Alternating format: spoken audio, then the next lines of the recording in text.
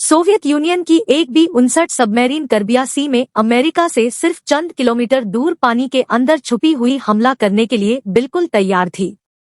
तभी US navy को मालूम पड़ गया और उन्होंने सबमरीन को ऊपर लाने के लिए छोटे बॉम्ब्स पानी के अंदर फेंक। सोवियत सबमरीन, जिसका हजारों किलोमीटर दूर हेड क्वार्टर से कांटेक्ट भी टूट चुका था, उसके कैप्टन को लगा कि शायद जंग छिड़ गई है और अब न्यूक्लियर टॉर्पीडो मिसाइल फायर करने का वक्त आ चुका है। ये वो वक्त था जब यूएस और सोवियत के दरमियान टेंशन्स हद से ज्यादा बढ़ चुकी थी और दोनों कंट्रीज के हजारों न्यूक्लियर मिसाइल्स सिर्फ एक बटन प्रेस की दूरी पर थे। सोवियत सबमरीन के कैप्टन अभी न्यूक्लियर मिसाइल का बटन दबाने ही वाले थे कि अचानक कुछ ऐसा हुआ जिसने इस दुनिया को तबाह होने से बचा लिया। स्टोरी स्फीयर की इस वीडियो में एक बार फिर से स्वागत। ये वाक्य इतिहास के उन 12 दिनों के दरमियान पेश आया था जब अमेरिका और सोवियत की कोल्ड वॉर काबू से बाहर हो रही थी।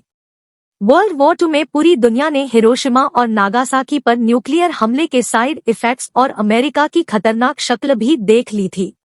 अमेरिका की पावर को अगर कोई टक्कर दे सकता था तो वो था सोवियत यूनियन, क्योंकि वर्ल्ड वॉर 2 के फौरन बाद सोवियत यूनियन वो दूसरी कंट्री थी जो न्यूक्लियर टेक्नोलॉजी हासिल करने में कामयाब हो चुकी थी। उन्होंने कई न्यूक्लियर टेस्ट करके इनडायरेक्टली अमेरिका को इशारा दे दिया था कि हम जापान नहीं हैं जो हमलों के नतीजे में चुप करके बैठ जाएं। ये वो दौर था जब अमेरिका और सोवियत यूनियन के दरमियान कोल्ड वॉर चल रही थी।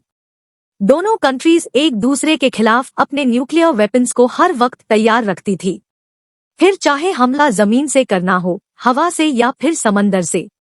दुनिया को अच्छी तरह मालूम था कि दोनों में से अगर किसी एक ने भी न्यूक्लियर अटैक में पहल की तो अगली कंट्री भी उसका जवाब न्यूक्लियर मिसाइल से ही देगी और इसके नतीजे में होने वाली तबाही जापान के न्यूक्लियर हमलों से काफी ज्यादा भयानक होगी।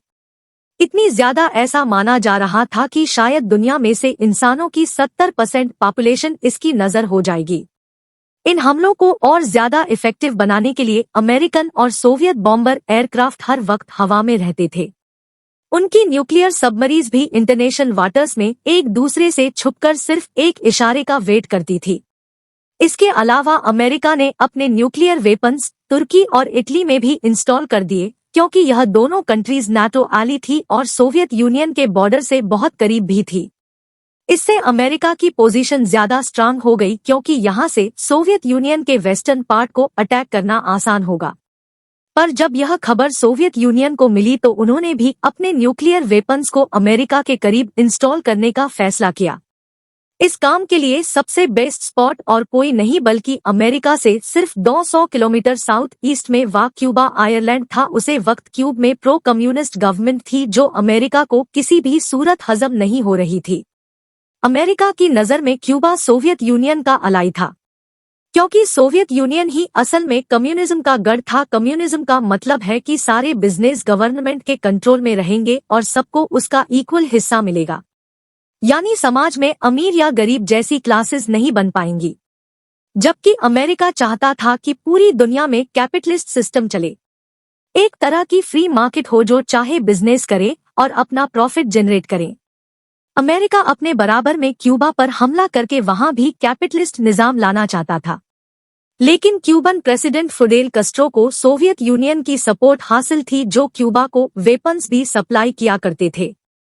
पर क्यूब के साथ अच्छे रिलेशन बनाने की आड़ में सोवियत यूनियन कुछ और ही सोच रहा था। उस वक्त के सोवियत प्रेसिडेंट निकिता क्रुश्चेव ने प्रेसिडेंट फाइडल कैस्ट्रो एक सीक्रेट डील क्रैक की, जिसमें यह तय पाया कि सोवियत यूनियन अपने intercontinental ballistic missile ICBM Cuba में इंस्टॉल करेगा और इसके बदले में वो क्यूबा को अमेरिका के हमले से भी बचाएगा।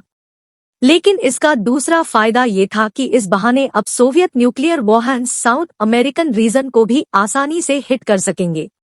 इस डील की किसी को का खबर तक नहीं और सोवियत यूनियन ने टॉप सीक्रेट अंदाज में अपने ICBM क्यूबा की मुख्तलिफ लोकेशंस पर इंस्टॉल करना शुरू कर दिए। पर यह खबर अफवाह बनकर अमेरिका में फैल चुकी थी।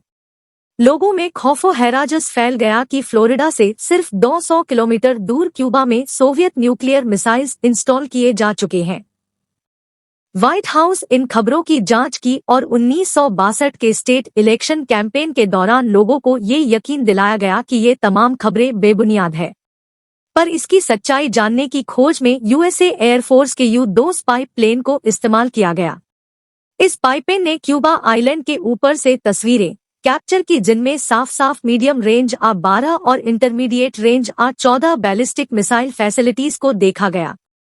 यह फोटोग्राफ इस बात को साबित करने के लिए काफी थी कि सोवियत यूनियन अमेरिका के साउथ ईस्ट पार्ट के खिलाफ घेरा तंग कर चुका है। ये खबर American president John F Kennedy पर बिजली बनकर गिरी और उन्होंने क्यूबा, जिसके ऊपर अमेरिका को वैसे ही बहुत गुस्सा था, को सबक सिखाने के लिए वहां एयर स्ट्राइक्स करने का फैसला किया। प्लान यह था कि एयर स्ट्राइक्स करके पहले सोवियत ICBMs को डिस्ट्रॉय किया जाएगा और फिर फुल फोर्स के साथ क्यूबा पर कब्जा कर लिया जाएगा, जो कि काफी पहले से ड्यू था। अमेरिकन प्रेसिडेंट का यह प्लान असल में वर्ल्ड वार 3 को दावत देने के बराबर था, क्योंकि क्यूबा में सोवियत मिसाइल्स पर हमला असल में सोवियत यूनियन पर हमला कंसीडर किया जाएगा, और अगर ऐसा हुआ तो दोनों तरफ न्यूक्लियर वॉर लग जाएगी, जिसको फिर कंट्रोल करना किसी के बस की बात नहीं होगी। दूसरी तरफ जब सोवियत यूनियन को अमेरिका के इरादों का पता चला तो उन्होंने हमले का जवाब देने के लिए अपनी कमर कस ली। इस तैयारी में एक सोवियत B-59 न्यूक्लियर सबमरीन भी थी, जिसका जिक्र इस वीडियो की शुरुआत में किया गया था। इसको क्यूबा के करीब कैरेबियन सी की गहराई में छुपे रहने का ऑर्डर मिला था। सबमरीन के क्रू को फुल अथॉरिटी थी कि अगर जंग लग जाए तो न्यूक्लियर टॉर्पेडो मिसाइल लॉन्च करने के लिए मॉस्को से परमिशन लेने की भी जरूरत नहीं है। यह यूएस नेवी की नजर से छुपकर पानी की इतनी गहराई में जा चुकी थी कि इनका मॉस्को से रेडियो कांटेक्ट भी टूट चुका था। लगे हाथ यूएस नेवी को भी सोवियत सबमरीन के कैरेबियन में होने का शक हो गया।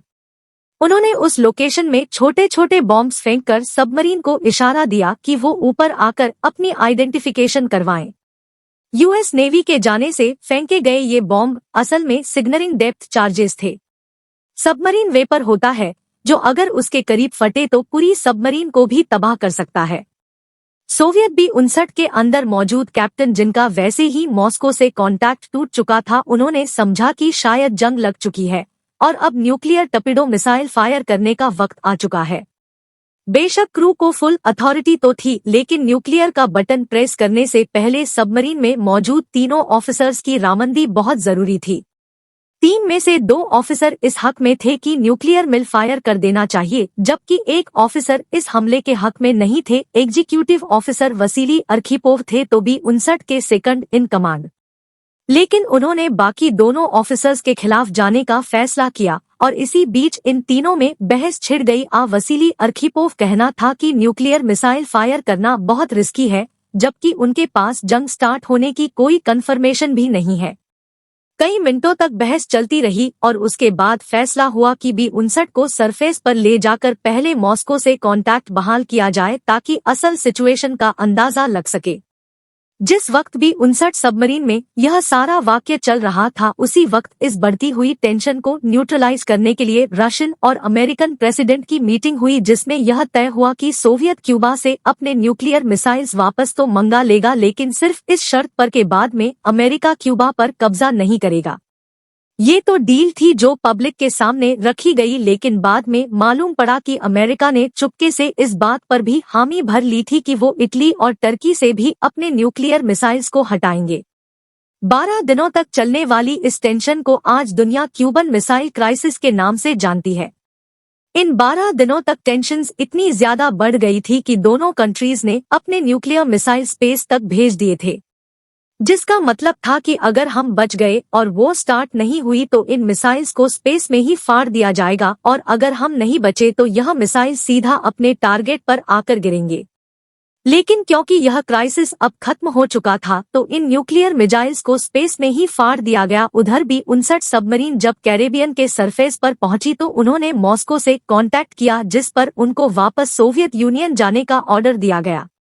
हिस्टोरियन का मानना है कि एग्जीक्यूटिव ऑफिसर वसीली अर्खिपोव दुनिया के वो शख्स रहे हैं जिनके इस फैसले की वजह से ही आज हम दुनिया में जी पा रहे हैं, वरना ये न्यूक्लियर वॉर इतनी शदीद होती कि शायद इस दुनिया में इंसानों का नामो निशान भी नहीं रहता। उम्मीद है स्टोरी स्फीयर की ये वीडियो लाइक और शेयर करोगे। मिलते हैं अगली शानदार वीडियो में। धन्यवाद।